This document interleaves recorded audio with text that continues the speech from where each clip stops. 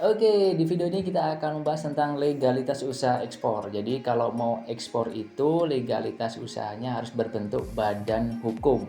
Apakah perorangan nggak bisa? Nggak bisa. Kalau untuk yang skala besar ini, untuk ekspor ini tidak bisa perorangan, tapi harus berbadan hukum ya.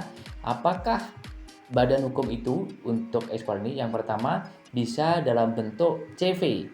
Jadi CV-nya harus memiliki izin ekspor. CV ini biasanya dibentuk melalui akta notaris. Harus ke notaris dan kemudian biayanya sekitar 3 sampai 5 juta. Kemudian badan hukum yang kedua yang bisa digunakan untuk ekspor adalah dalam bentuk PT. PT ini juga harus memiliki izin ekspor, dibuat melalui akta notaris dan biasanya berbiaya sekitar 5 sampai 10 juta juga tergantung kota kalian. Kemudian ada yang sekarang peraturan terbaru namanya PP atau perusahaan perorangan, atau biasanya di umum disebut dengan istilah PT perorangan, dan itu harus izin ekspor. Bikinnya melalui webcam.kumham. Web.kumham itu ketik aja, masuk aja di www.ahu.go.id.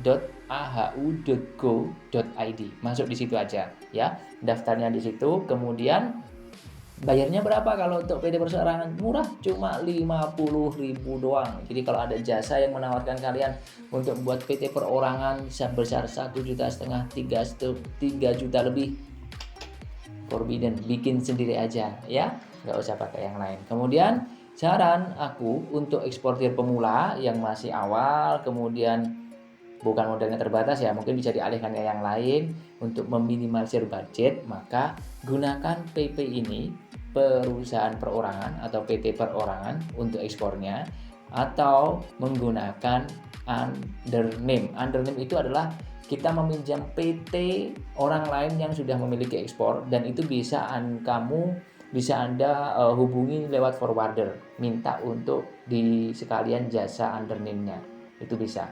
Kemudian mana yang lebih menguntungkan?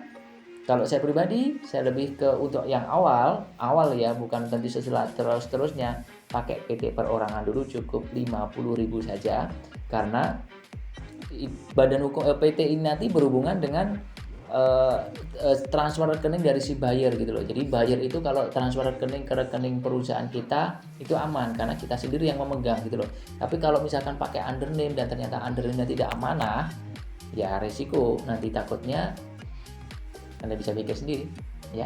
Tapi memang tanpa modal.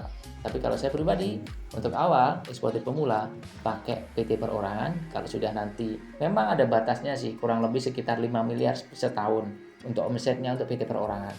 Saran saya nanti setelah dapat pemasukan beberapa bulan, bikinlah CV atau PT dengan uang hasil jualan Anda tadi. Oke, make sense ya? Saya Umar September. Ketemu di video selanjutnya, kita akan membahas tentang apa ini? Rekening perusahaan ekspor. Saya Umar September, good test.